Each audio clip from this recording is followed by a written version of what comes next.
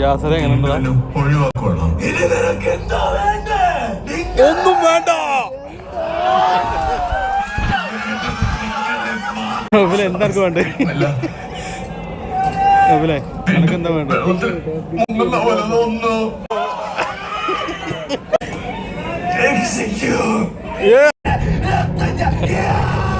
പറവേ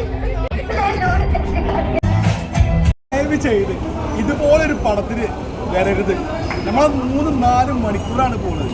എന്ത് കൂടെ പടമാണിത്. യേശുവിനൊക്കെ വെച്ചിട്ട് ഇതുമാതിരിയുള്ളൊരു പടം ഉണ്ടാക്കാൻ വേണ്ടിയിട്ട് ഈ സംവിധായകൻ എന്താ ചെയ്ത്? അത് ശരിക്കും പറഞ്ഞാൽ ഗീതു മോഹൻദാസ് ഈ കേരളത്തിലെ ജനങ്ങളെ കൊന്നു എന്ന് പറയാം.